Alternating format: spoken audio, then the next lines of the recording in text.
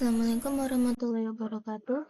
Izin memperkenalkan diri, nama saya Nazma Evano dengan NPM 2215-01138. Saya dari kelas PSTIB. Di sini saya akan menjelaskan terkait dengan konversi mata kuliah Web Framework. Jadi di sini saya akan menjelaskan terlebih dahulu apa itu Web Framework. Jadi Web Framework ini adalah sebuah perangkat lunak atau kumpulan dari kode-kode yang dirancang untuk membantu programmer dalam membuat sebuah aplikasi atau web. Nah, framework ini yang menyediakan alat, pustakanya, kemudian strukturnya yang diperlukan supaya pembuatan web itu bisa lebih cepat dan konsistensi dalam kodenya itu bisa dipastikan seperti itu. Selanjutnya yaitu untuk struktur umum dari web framework ini biasanya mengikuti pola yaitu MVC. Jadi MVC ini adalah model, view, dan controller. Model ini adalah yang mengelola data atau yang berinteraksi dengan database. Model ini tempatnya untuk mendefinisikan struktur data, relasi maupun relasi antar datanya. Selanjutnya yaitu bagian V-nya. V ini adalah view. Kalau view ini digunakan untuk mengatur bagaimana data itu ditampilkan kepada pengguna. Biasanya view ini bertanggung jawab untuk menghasilkan HTML yang dikirimkan ke bagian browser. Selanjutnya yaitu bagian C-nya adalah controller. Nah, controller ini menghubungkan antara model dan view yang menangani permintaan request dari penggunanya. Nah, untuk beberapa contoh web framework yang digunakan biasanya ada Django dari Python, kemudian ada Ruby, kemudian ada Laravel atau PHP, dan Spring atau Java. Nah, di sudut dependent saya menggunakan framework yaitu Django dan untuk stylingnya menggunakan Bootstrap. Saya akan menjelaskan terlebih dahulu apa itu Django. Jadi Django itu salah satu web framework yang ditulis dalam bahasa Python. Nah, manfaatnya itu Django ini dia menyediakan banyak fitur bawaan. Contohnya itu ada ORM. ORM ini adalah Object Relational Mapping, yang digunakan untuk autentisasi pengguna, kemudian ada juga untuk formulir dan sistem admin. Selanjutnya dengan Django juga kita ada fungsi keamanan bawaan. Fungsi keamanan bawaan ini untuk melindungi aplikasi atau web yang kita buat dari ancaman umum, contohnya dari CSRF atau Cross-Site Request Forgery. Selanjutnya dengan menggunakan Django juga, kita mampu menangani website dari yang kecil hingga yang besar, dan jumlah penggunanya juga bisa yang banyak seperti itu. Selain itu, dengan Django juga, kita ada dukungan namanya REST API. Nah, dengan dukungan REST API ini, kita bisa menjaga database kita gitu.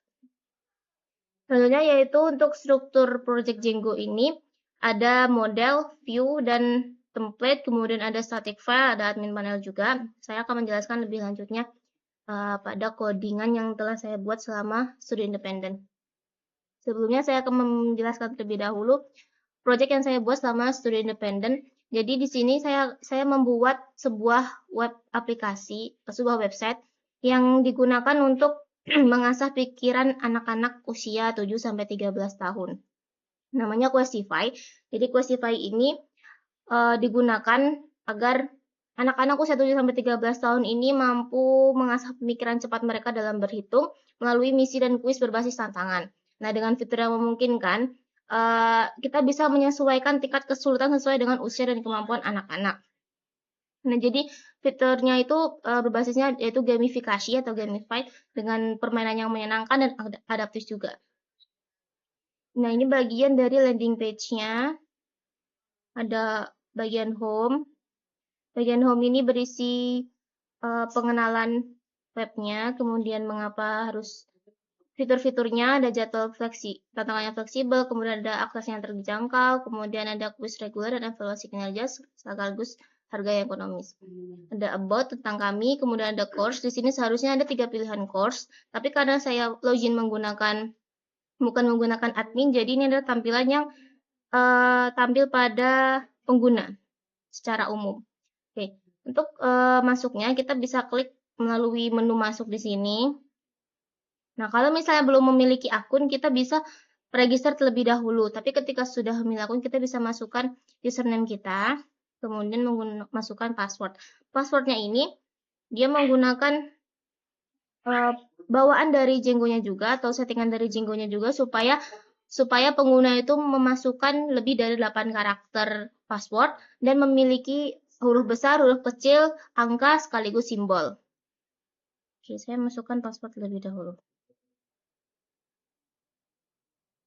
Oke, login. Kemudian kita nanti akan diarahkan ke bagian dashboard dari pengguna.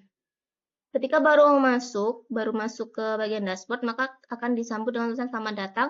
Nah, setelah itu, nama dari pengguna akan tampil di bagian sini. Nah, ini adalah bagian dari dashboardnya, dashboard dari penggunanya. Nah, ini untuk aktivitas kelasnya. Jadi nanti ada beberapa kelas yang akan tampil di sini yang sudah terselesaikan maupun yang belum terselesaikan. Kemudian di bagian statistik, jadi nanti ada modul-modul. Nah, berapa persen yang sudah selesai akan tampil di sini. Nah, ini adalah pencapaian atau kuota seperti itu. Kemudian di sana ada semua kelas. Semua kelas ini sebenarnya adalah pilihan-pilihan menu course yang bisa dipilih oleh pengguna mau tahunan, bulanan, atau sesuai keinginan pengguna. Nah, anggaran ini adalah course yang sudah terpilih nantinya. Kemudian hasil nilai ini adalah ketika pengguna sudah menyelesaikan modul. Nanti akan terlihat di sini kelasnya apa, modulnya apa, kemudian total soalnya ada berapa, benar yang dijawab berapa, salahnya yang dijawab berapa juga.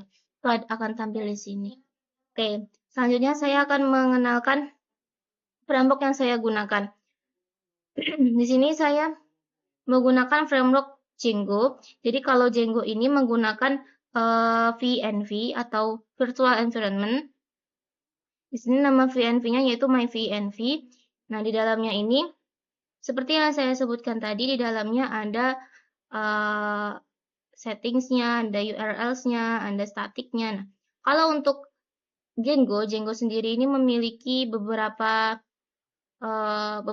template. Nah, kalau untuk melihatnya, kita bisa lihat di settingan. Kalau settings ini di bagian untuk menyambungkan dengan database-nya. Nah, di sini ada tulisan database nih. Ini kita bisa mengatur database-nya, nama database-nya apa, kemudian user-nya apa, password-nya, dan localhost yang digunakan. Kemudian kalau URLs, nah URLs ini yang menghubungkan dengan bagian depan atau tampilannya.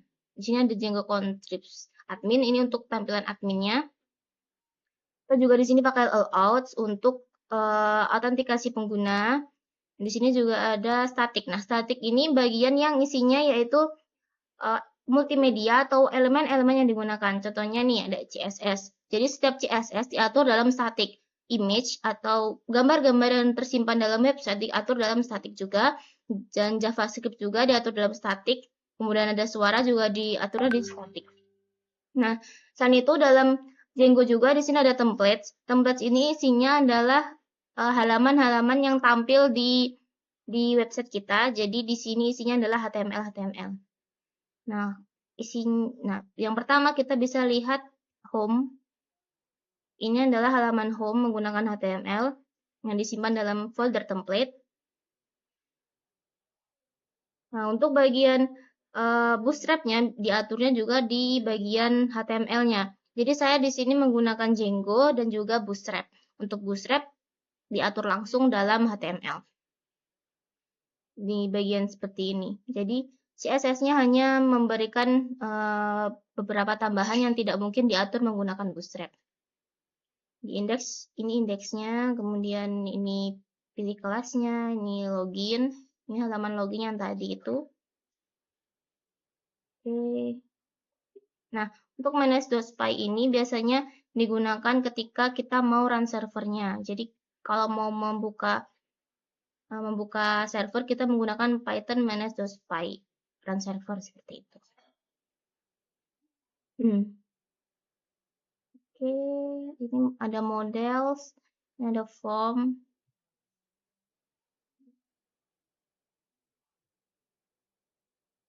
Nah, models ini yang diatur untuk pembuatan database. Jadi di sini beberapa database yang digunakan. Nah, diaturnya di dalam models. Ada view yang tadi menghubungkan dengan browsernya. Jadi kita bisa mengatur tampilannya apa yang akan keluar di browser itu melalui views ini. Kalau views ini untuk tampilan, kalau tampilan di browsernya menghubungkan kode dengan browser, tapi kalau template itu adalah pure dari pembuatan halamannya, seperti itu. Oke, sekian penjelasan dari saya. Kurang lebihnya saya mohon maaf. Saya akhiri. Wassalamualaikum warahmatullahi wabarakatuh.